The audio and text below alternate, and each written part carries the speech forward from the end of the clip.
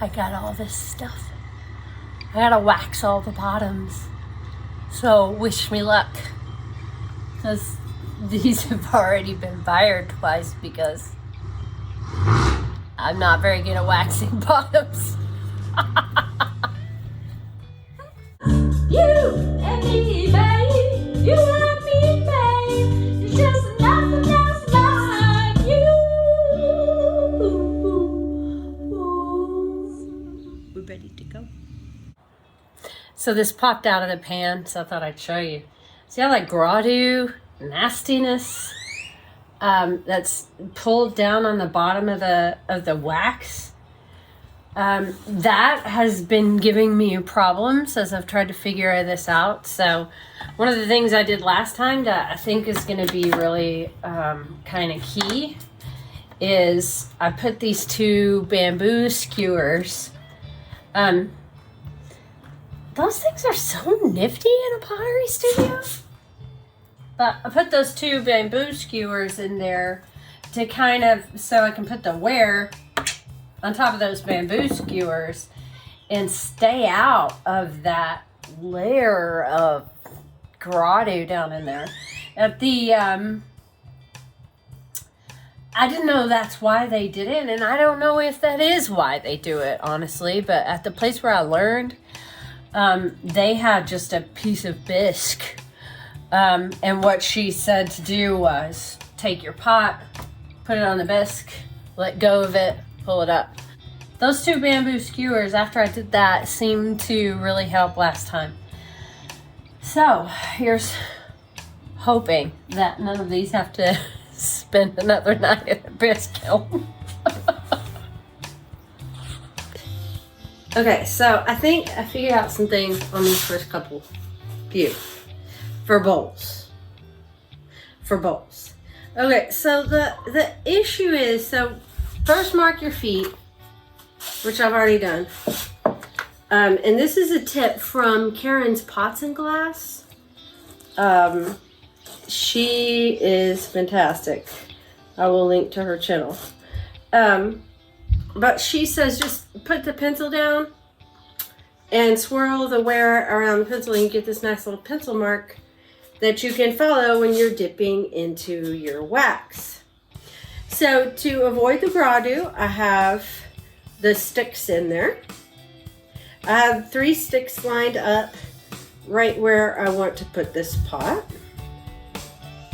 And then I am kind of lowering it in slowly and kind of moving it around. Let it go.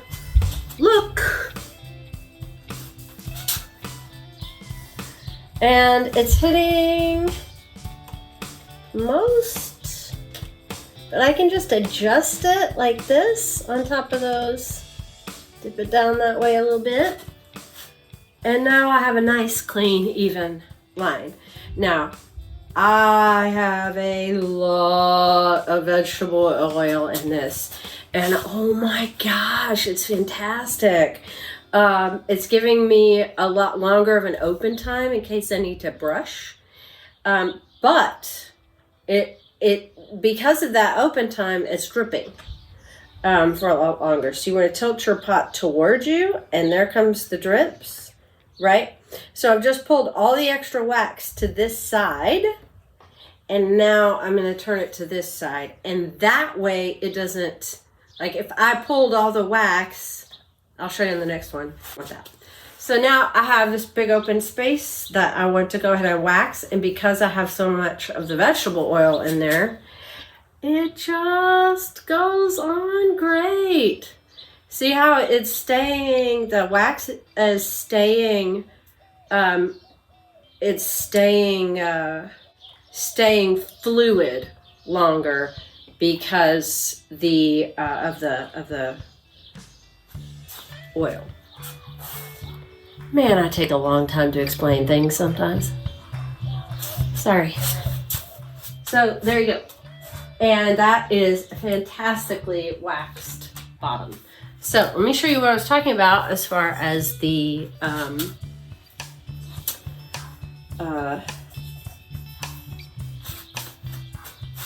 drip off is concerned. So I'm going to set this in.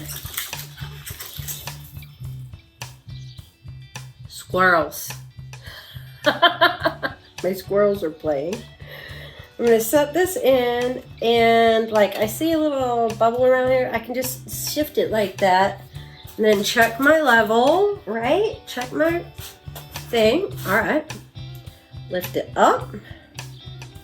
And if I were to pull all of the extra wax to this side of the pot, which I'm doing right now because it's dripping, and rotate it this direction, that drip will fall right down the outside of the pot. I want it to fall to the middle.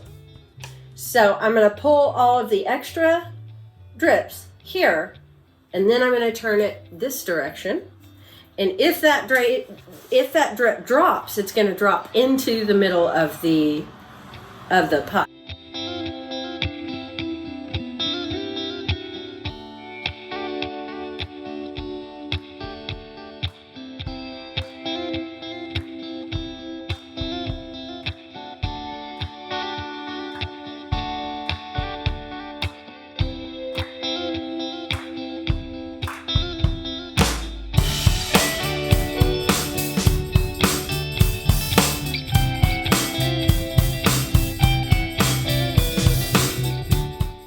Okay, so this one is got the ice crack in the bottom, and we decided we're still going to learn from it. We're going to learn what the chartreuse does, and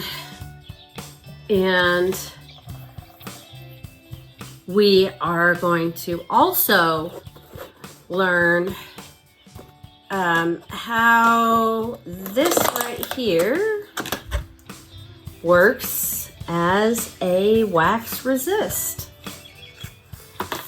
It is not wax. It is watered down Elmer's glue. I dipped this little candle holder in it. And then to test to see if it is actually resisting. You see that? It is definitely resisting. It's resisting the water. And so I'm hoping that it will be a little easier to brush on to the plates, and maybe give me a cleaner line. And so far, this is like butter. Oh my gosh, I love it.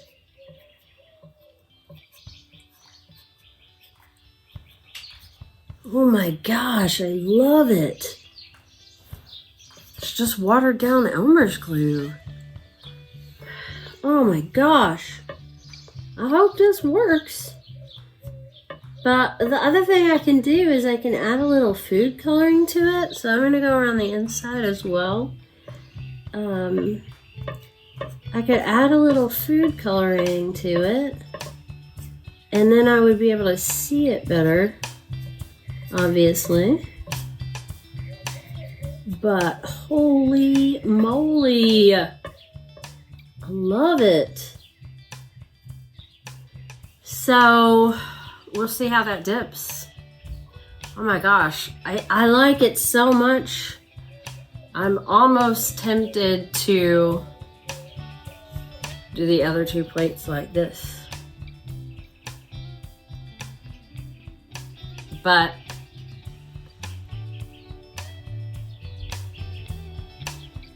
I don't think that would be smart. And Tim, he likes it when I'm smart a lot better than when I'm not, because generally he's the one that has to get me out of trouble when I'm not so smart.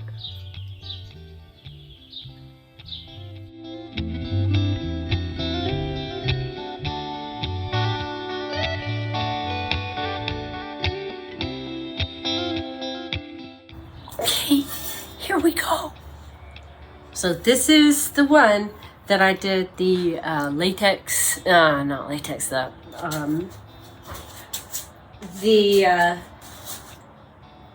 Elmer's glue. Watered down Elmer's glue is how I resisted the bottom of this. And we're gonna see how well it works. It was so easy to paint on. I really want this to work. This is my plate, dipper, buckets. It's actually a storage bin for like toys or something like that. We picked it up off the side of the road, no joke. Look at that. Oh, that's great.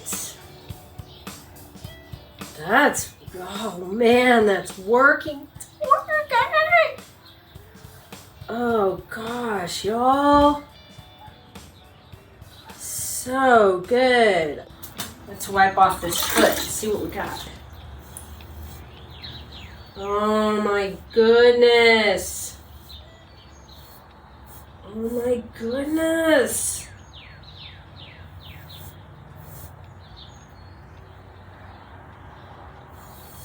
Y'all, that works so well.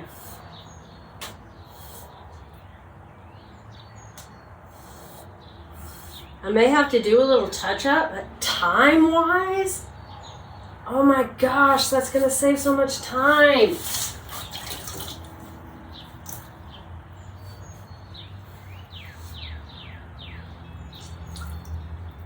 And I was able to get a nice clean line on the inside and on the outside of the foot itself. Alright, so here we go. Check it out. Loving it. I don't know how much some of the waviness is that I can't sponge it away because of my I don't know, dexterity issues, or if I got it wonky when I painted it on. But it's gone now. All I had to do was just rub it with my fingernail. Loving this. Loving this. We are definitely going to be implementing Elmer's glue as a resist moving forward. For sure. For absolutely sure.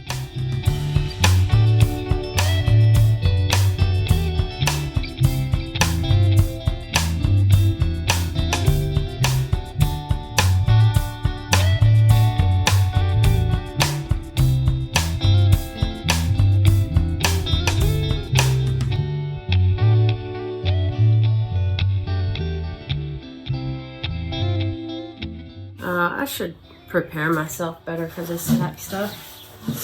I've got my camera plugged in.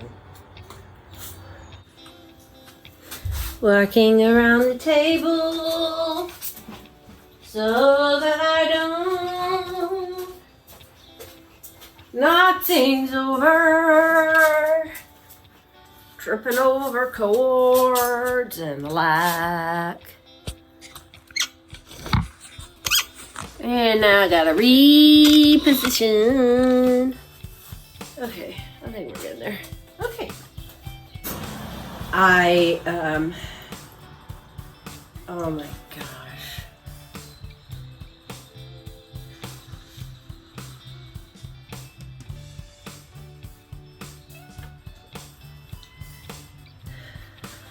And it's kind of a day today.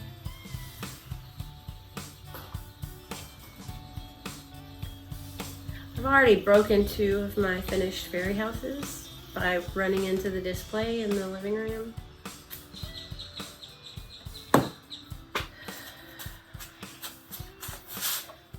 Sometimes it just goes like that. Really hoping I can figure out how to do that. Oh man, I'm wiggling real bad. Don't shake the table, Emily. Shake the table.